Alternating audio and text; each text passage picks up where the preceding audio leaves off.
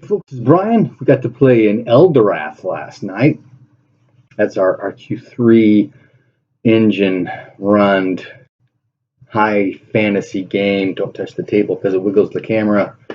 That's modified with all kinds of stuff. The magic is based on the spell law. Crown Enterprises Rollmaster supplement for spells. Not sure which version. And we are incorporating things from RQG as well. Some basic mechanics, I believe, like using skills to augment other skills, and specifically some finance things taken from the new book by Chaosium. The armor and weapons table? No, something like that. But, the new book with the armor and weapons and the economy stuff, right? So something the GM, and for that matter, I have had issues trying to get something that would make some sense on how much do things cost, so how much should people have as far as coinage and that sort of thing. But anyway, we left the party, heading up to their rooms while Runt stayed below to talk to Henta. And he's putting the pressure on her. I know you know what I'm talking about. And she's giving these dirty looks. And it turns out there's two guys left down there. And he has a drink. She walks away. She's kind of ignoring him, that kind of thing. But eventually she starts, closing things down. And so at that point, he starts to leave. And after he gets up the stairs, he stops and he sneaks back down. He critted that thing. He rolled not one. So he's down there listening. And he doesn't understand what they're saying because, we're just middling in Norse ourselves. But there's one guy behind the bar with a stiletto pointed at her, and another guy on the other side of the bar in the middle of them, kind of thing. And they're talking, and it doesn't seem too friendly. So Ron sneaks back up to us and says, I believe he just told us that, there's people threatening Heta. And so we come down, full bore. So we come down, Alexander goes to move behind the bar, but Runt's already heading that way, so he shifts to trying to in front of the bar and then try to jump between Heta and the guy.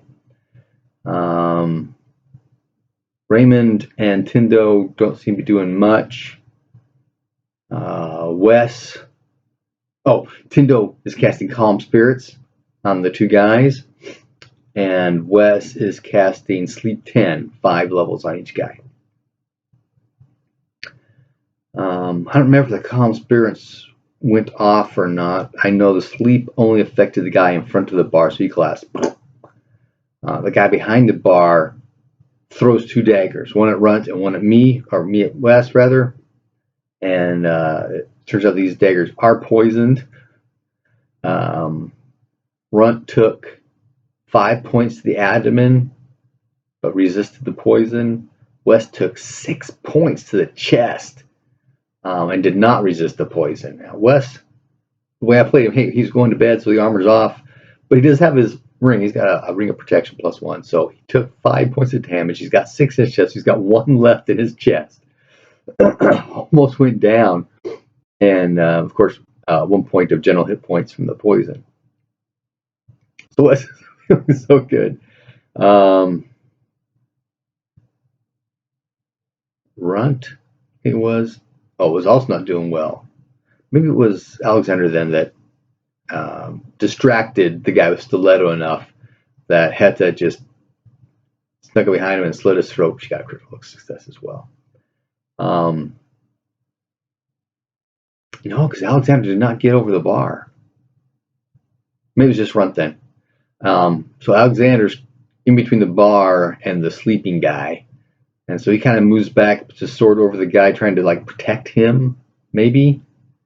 And Heta jumps over the bar, looks at Raymond with, not Raymond, but Alexander with disgust, and moves forward. She kicks at Alexander. Alexander does a dodge, steps back out of the way, and then she reaches down and slits that guy's throat. Which really freaked out. What are you killing these guys right outright? We could have talked to them and find out who they were. Apparently, she actually knew who they were, and after the fact, things coming out that with Runt doing his password thing to everybody in the inn, word got back into town, and so town folks, power folks in town, came to investigate what's going on. And so she didn't want to actually kill them because that's going to leave a spot. Okay, they know they came here and they died. They're going to come get me next. Eventually get around to getting her the scroll. And what did she say? There was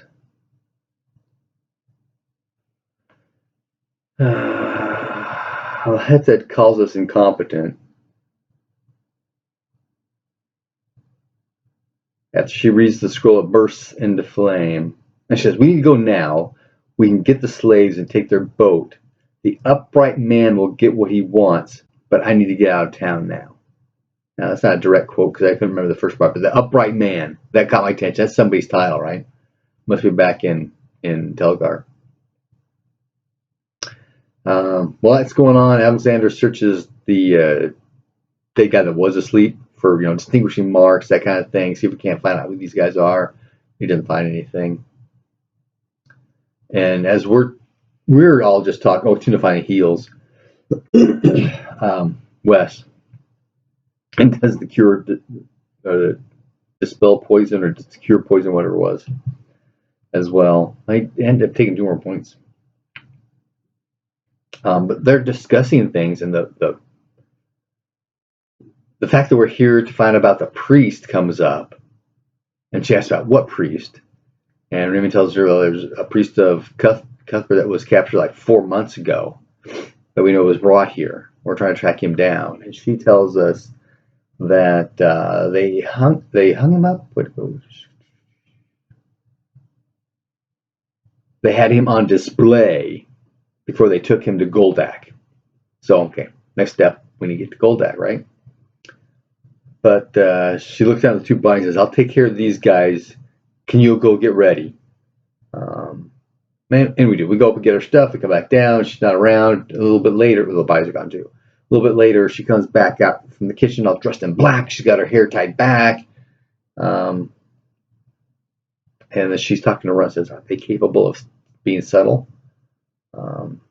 Again, she's the sneaky type, and we're not necessarily, so she doesn't trust us. And at this point, Wes doesn't have any issues with her. So she takes us into the back door courtyard, through a gap between a couple of buildings, down another alley. She kind of shows the map. So we're going to go. We can't go through the wall or over the wall, so we need to go under it. So we're going to go through the sewers. And then we get to one of the sewer grate things, and she like oils the hinge or whatever, opens it up. Wheel drop down. She drops down, so it's nasty down here. But she takes us through the sewers, underneath the wall, into a part of town. Near the docks, there's a slave pen and a warehouse with slaves in it, and it's right at the edge of the docks. There's the boardwalk, there's warehouse, boardwalk, and then docks. And I don't know if she knows at that point that the last ship was theirs. It's a longboat, by the way, whereas the others are 2 massive schooner type ships. But she gets to the end of where she needs to get out. She again oils the hinges, gets up out. We all sneak out. Still stay here, be quiet. Takes Runt with her and goes forward. And there's 2 guards guarding the door. And so she and Runt are just kind of waiting for them to do like a patrol or something, so they can separate them or whatever she's got planned to get rid of these guys. But nothing happens for a while. So she tells her she's going to make a distraction. And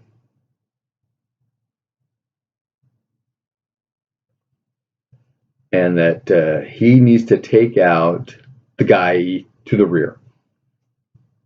I did forget to mention we did we didn't run against, but we saw a patrol on the other side, guys in chainmail with halberds and crossbows, right? So these are decked out guys.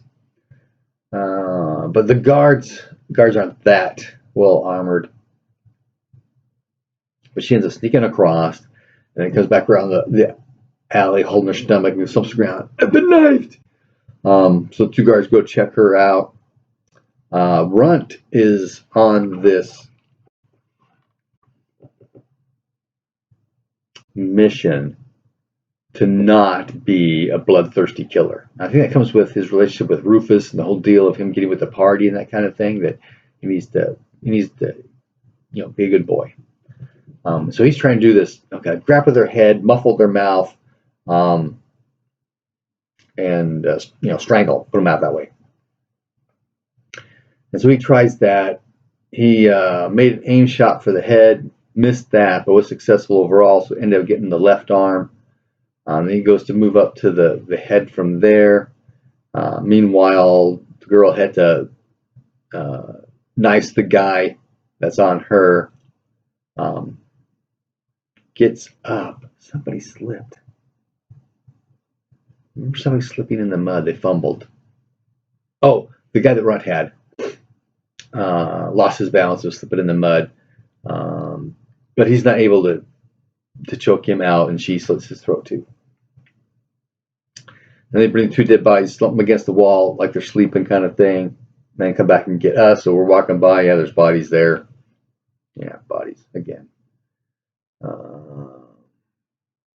So she goes up, listens to the door, opens it, motions for us to follow. Once we're inside, slave pens, right? Now it smells bad, there's cages, it's not pretty, right? And she says she's going to look for the office and tells us we need to find Sten and Toke. And if we find one of them, the other will know what the other one is. So we start whispering, Sten, where are you? Toke, you there? That kind of stuff, right? Eventually you find them, and the Hetta shows up. She's got a large key ring with several keys. So we have to start passing keys out. So everybody starts opening up cages. I'm trying to keep quiet, but most of the prisoners, the slaves, they know, don't make any noise. But Hedda, this entire time, is looking in cages. She's not open about all the cages. She's just looking in all the cages until she finds somebody. So she was looking for somebody specific. And she and that person who's a girl move to where Sten and Toke are, and they're whispering. And it was Raymond overheard, because he speaks the best Norse of all of us. They don't have enough food. They might be able to get to Kars. That's a city that's east of here and on the northern continent. It's not on the map. That's how far away it is. And then Hetta, the girl, Sten, and Toke go out down the boardwalk, down the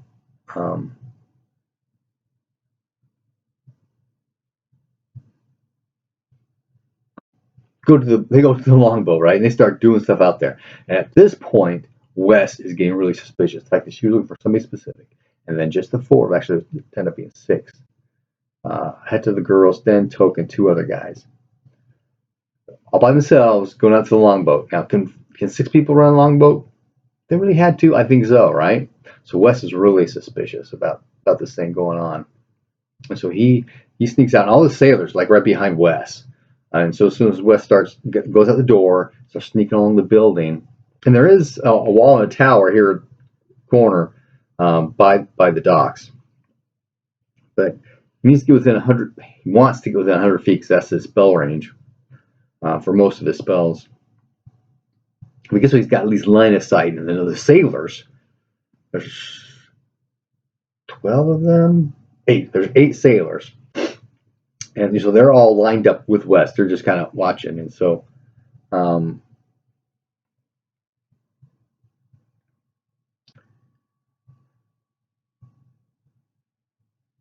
hell breaks loose again. So Wes is watching. And the sailors are watching because they're looking for the signal. There's supposed to be a signal coming from the boat for the rest of the sailors got there so they can, finish taking care of the boat. And Wes sees the ropes being thrown off the boat. So he is positive they're taking off without him. And so he starts booking it down to the dock. And as soon as he takes off, the sailors take off. As soon as sailors take off, well, as soon as Wes takes off, Alexander, who's got his bow out and is watching out the door, he takes off. The sailors take off, and then all the slaves take off. And Wes sees Sten in the boat. Start, no, the tower. So Wes stops, gets down. The all sailors get down. Alexander sees. He starts doing the same thing. There's a handful of the slaves who don't know what's going on. They're just want to get out of here. And at that point, Alexander sees a guard in the tower looking down. So he draws his bow. Well, he has his bow out, right? So he draws the arrow and shoots. Got a critical success. He's got 90%. He rolled an odd 5. And all night, the dice have been rolling poorly for us.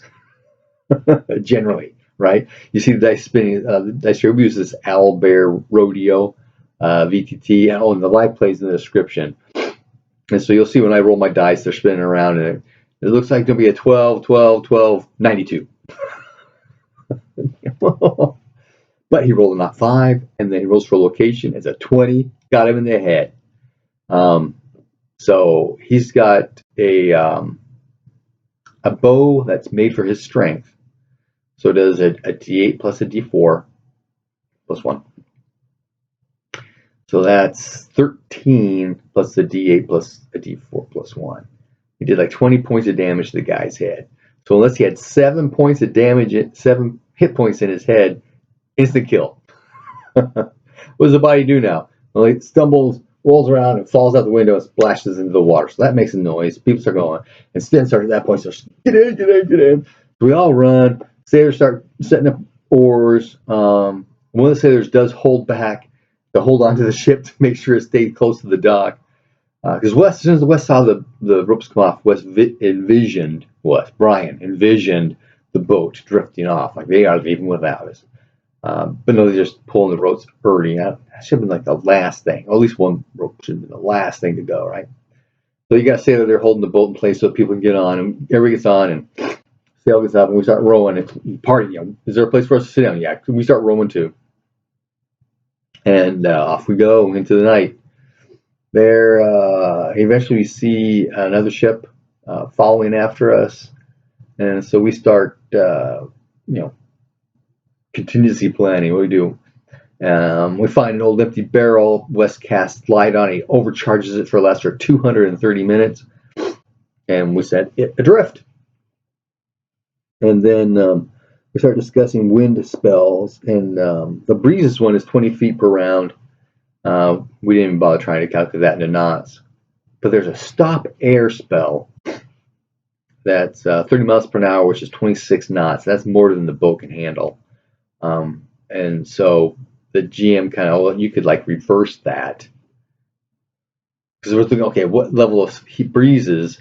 Because he can boost power and distance and range up to the next highest level of that spell without knowing the next highest level. So Wes is looking at boosting that breezes spell, but the GM does the reverse of air stop kind of thing to give us a ballpark number what to do, and it's a concentration spell, so it's going to take 3 points of power or mana, magic points, and it's a concentration spell, so it's a minus 10% to cast, because the level of the spell is subtracted from your casting ability, plus if you overcharge with mana, every magic point you overcharge is a minus 5%, that kind of thing. So he makes a roll, makes a spell, because he's got that focus. That really, really helps. And off they go. Off we go. Because the wind is against us right now, so we're able to go faster than the other ships can. Het and the girl are staying up front and in the prow. They're not doing anything.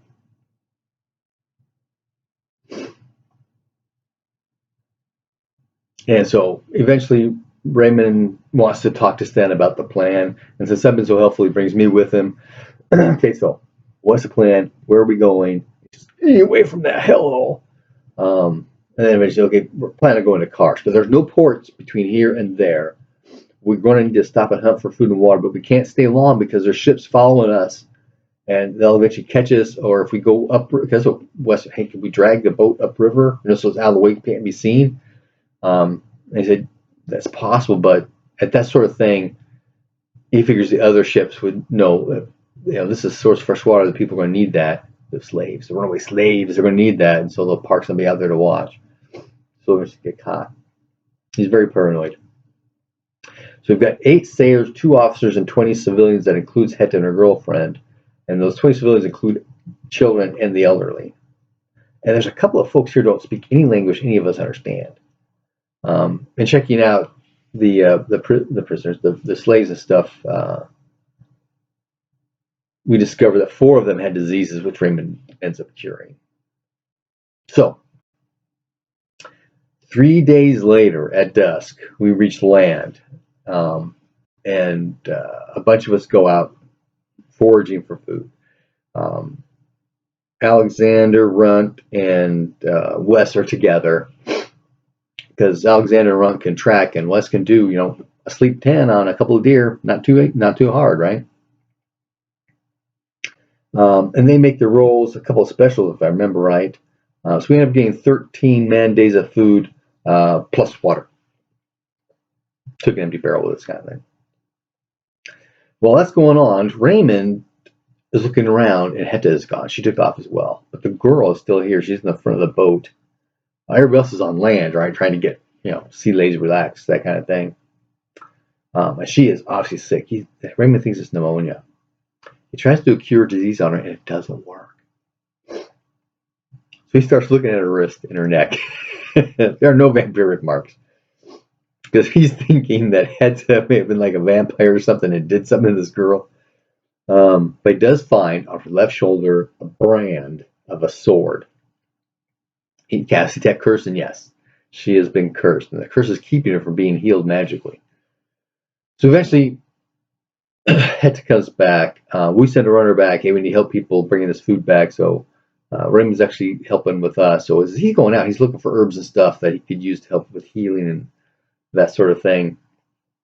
And then we all come back, and Heta comes back. She's got some herbs, and she's boiling some water to make something. And Tindo's talking with her because Tindo was trying to see what she can do to help as well. And then finds out that the girl is Heta's daughter, and she has been chosen by the slave lords. After all this is done, we load up and we push away. And Raymond's been practicing a cancel channeling on the girl. And it's a power versus power kind of thing after a successful casting. And he got really close initially. So he knows if he gets a little stronger, he might be able to get through. So he tries it 2 more times, and on the second time, he rolls low enough to get through. It doesn't cancel the curse, but it does make it temporarily dormant, is the way the GM put it. So when that happens, Tindo casts Heal Life Essence on the girl. And they also do the Cure Disease and hit points kind of thing to make her feel better. So she's doing much better now. And at that point, the ship has been moving. I didn't realize we're going so far south. I knew we were going east, and there's like a promontory, a piece of land sticking out. So you can go north of that, or you can go south. But we're actually going to go south. I thought we were going north. But we're out there, and that's where we stopped for the night.